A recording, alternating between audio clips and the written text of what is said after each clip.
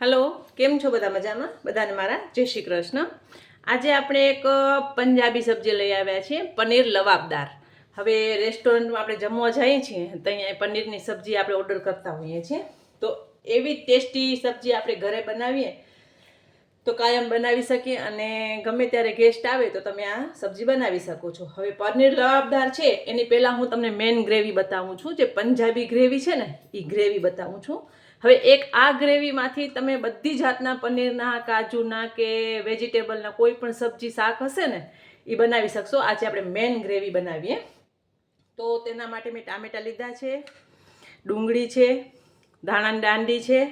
હવે આમાં કાજુ બદામ અને મગજતરીના બી મેં પલાળીને રાખ્યા છે। આવી રીતે દૂધમાં પલાળીને રાખ્યા છે અને ખસખસ એ ખાસ આપણે લેવાની છે ગ્રેવી, કેમ કે રેસ્ટોરન્ટ કે હોટલમાં આ ગ્રેવી ખાસ હોય છે। તો આપણે કાજુ બદામ અને મગજતરીના બી ને ખસખસ, જો બદામ નહીં નાખો તો હાલશે, પણ કાજુ ને મગજતરીના બી અને ખસખસને ગરમ દૂધમાં પલાળીને રાખવાનું છે। સાથે ડુંગળી, લસણ, આદુ, લીલા મરચાં, જીરું છે, આખા મરચાં છે, તમાલપત્ર છે અને એલચી છે।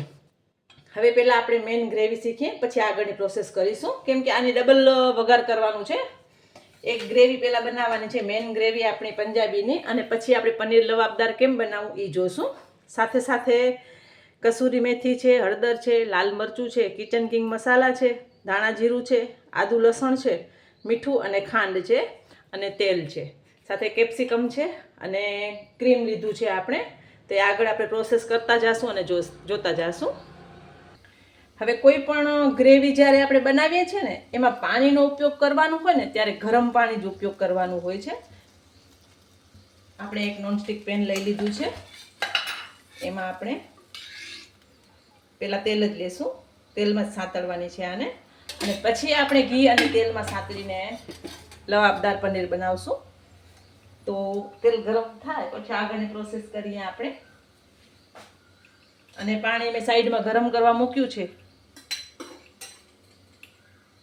આગળ પણ મેં પંજાબી સબ્જી બનાવી જ છે, તો પહેલાં આપણે શરૂઆત કરી લઈએ। જીરું, એક તમાલપત્ર, 2 ઇલાયચી અને તજ। હવે તજ ને તમાલપત્ર છે એ પછી આપણે ગ્રેવી થઈ જાય ને પછી કાઢી લઈશું। હવે આપણે એની સાથે ડુંગળી લઈ લઈશું। પહેલાં ડુંગળીને મેં મોટા જ પીસ કર્યા છે, તો થોડીક આપણે એને સાંતળી લઈએ। સાથે આદુ અને લસણ પણ છે ને લીલા મરચાં। આગળ પણ મેં પનીરની સબ્જી બનાવી છે, કાજુની બનાવી છે, કાજુ કરી, પછી પાલક પનીર છે, દમ આલુ છે, એવી રીતે ઘણી બધી બનાવી છે, છોલે છે, તો તમે એ રેસીપી પણ જોઈ શકો છો। આપણું સતળાઈ જાય, ડુંગળી થોડીક સતળાઈ જાય ને પછી આપણે આગળની પ્રોસેસ કરીએ। આ મેઇન ગ્રેવી છે કે આ ગ્રેવી બનાવી તમે ફ્રીઝરમાં સ્ટોર કરી શકો છો, અને જ્યારે પણ તમે કોઈ પણ સબ્જી બનાવી હોય ને ત્યારે આ સબ્જી તમે બનાવી શકો છો। ધાણાની જે આપણે દાંડી લીધી છે એ નાખી દઈશું, એનાથી ટેસ્ટ બહુ સરસ આવે છે, અને ટમેટા નાખી દઈશું। હવે ટમેટા સતરાય ત્યાં સુધી આપણે એને સાંતળવાનું છે। હવે જે આપણે આ તમાલપત્ર ને તજ છે એ કાઢી લઈશું, કારણ કે ઘણા લોકોને ખાવામાં આવે છે તો ભાવતા નથી, તો આપણે એ કાઢી લઈએ। તમને ભાવતા હોય ને તમે રાખવા હોય તો રાખી શકો છો। ઇલાયચી છે અંદર જ,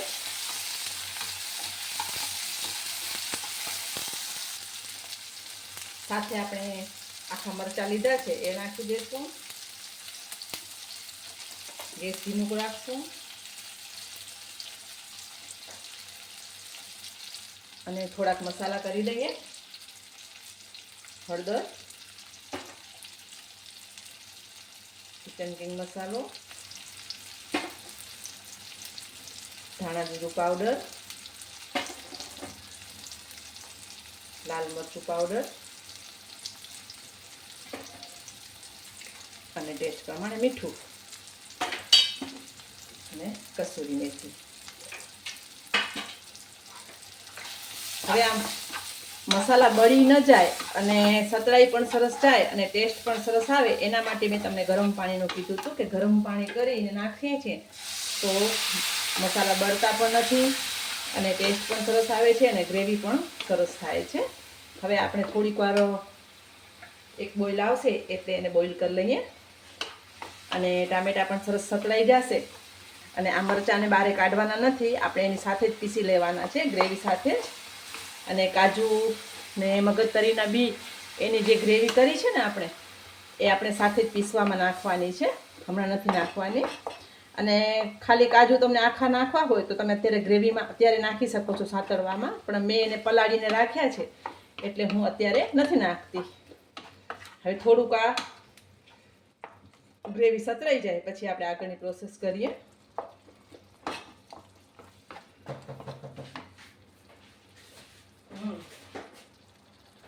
તો આપણી ગ્રેવી સતરાઈ ગઈ છે. હવે થોડુંક એમાં આપણે મલાઈ નાખી દઈએ. મલાઈ નાખવાથી હમણાં જ સબ્જીનો ટેસ્ટ બદલી જશે. તમે જોઈ શકો છો કલર ચેન્જ થઈ ગયો ને, રેસ્ટોરન્ટ સ્ટાઇલ જ. હવે આપણે આને ઠંડી કરી અને આને ગ્રેવી કરી લઈશું અને પછી આપણે ફરીથી લવાબદાર પનીર બનાવવાની શરૂઆત કરીએ. આને ઠંડુ થવા દઈશું. આપણી ગ્રેવી ઠંડી થાય ત્યાં સુધી આપણે પનીર લવાબદારની તૈયારી કરી લઈએ.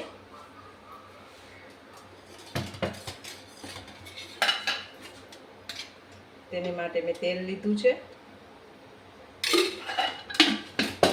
જેમ મેં કીધું એમ હું ઘી વાપરું છું, મને ઘી ગમે છે તો ઘી છે.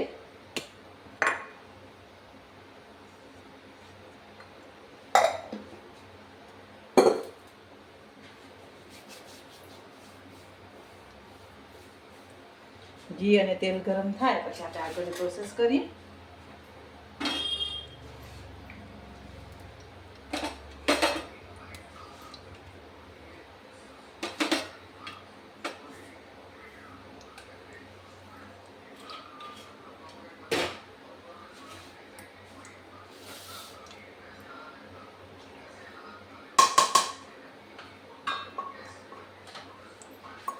ગ્રેવી ઠંડી થાય એટલે આપણે કાજુનું મિશ્રણ નાખી અને એને પીસી લેશું. તો આપણું તેલ ઘી ગરમ થઈ ગયા છે. આપણે જીરું લઈ લીધું છે, ઝીણી ઝીણી ડુંગળી,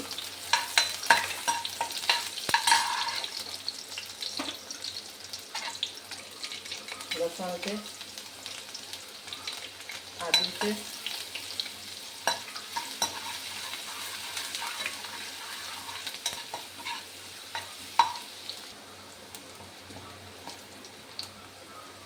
અને ટામેટાં છે.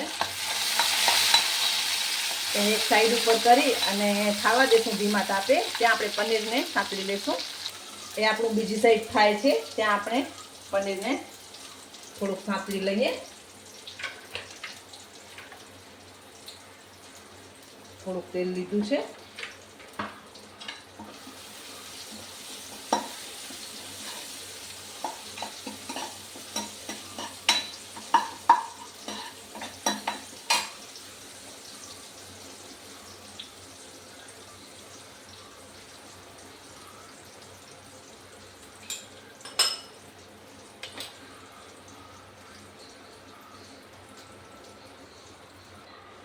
આપણે પનીર લઈ લઈએ.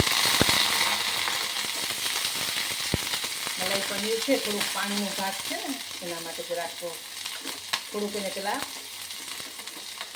બ્રાઉન થાય પછી આપણે એમાં થોડા મસાલા કરી દઈશું.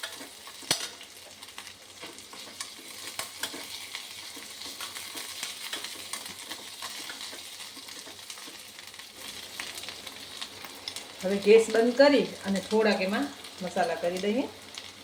મરચું પાવડર, હળદર અને મીઠું. હવે આને સાઈડમાં રાખી દઈશું હમણાં અને જે ગ્રેવી છે આપણી એને લઈ લઈશું.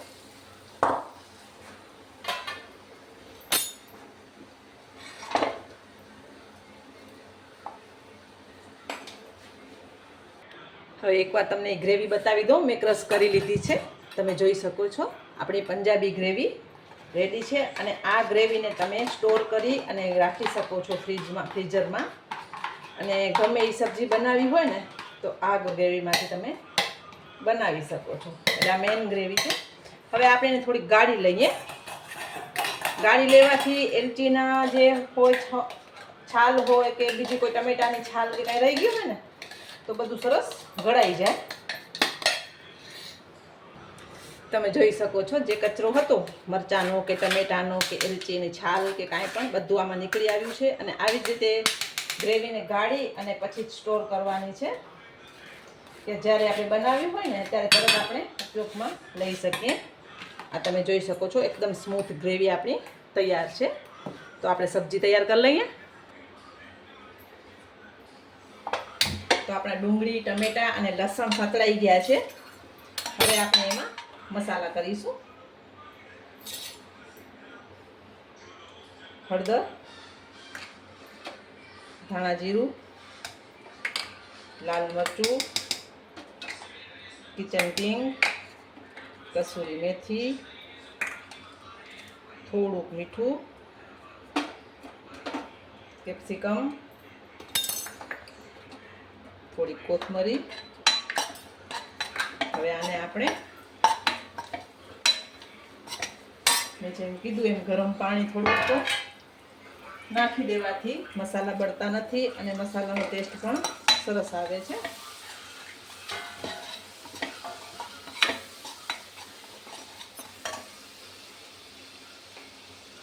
આ પ્રોસેસ કરવી ખૂબ જરૂરી છે, નકર મસાલા બળી જશે અને ટેસ્ટ બગડી જશે સબ્જીનું. હવે જે આપણે ગ્રેવી બનાવી ને એ ગ્રેવી આમાં ઉમેરી દઈએ.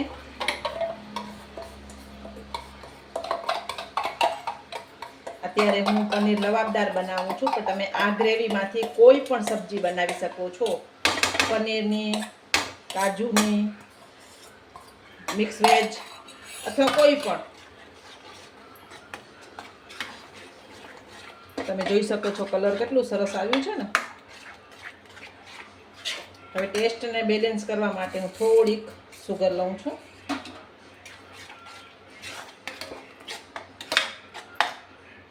અને થોડીક મલાઈ.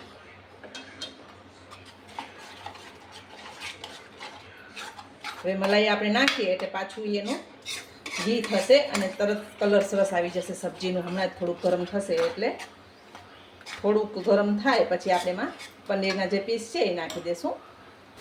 તમે જોઈ શકો છો સરસ ઘી છૂટી ગયું છે.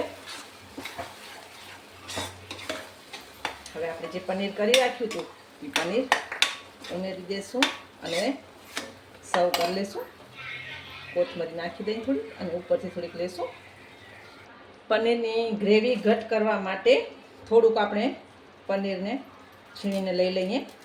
આ પ્રોસેસ કરજો તમે, ટેસ્ટ બહુ સરસ આવશે શાકનું અને ગ્રેવીમાં પણ બહુ સરસ લાગે છે. હવે આપણે સર્વ કરી લઈએ. જો ગ્રેવી તમને થીક લાગતી હોય તો તમે થોડુંક પાણી નાખીને બેલેન્સ કરી શકો છો. ઉપરથી આપણે કોથમરી, થોડુંક ક્રીમ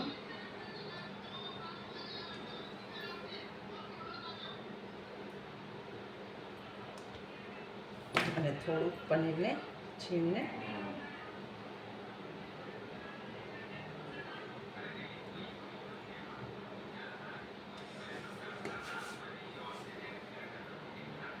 તો તૈયાર છે એકદમ ટેસ્ટી અને રેસ્ટોરન્ટ સ્ટાઇલ સબ્જી પનીર લવાબદાર.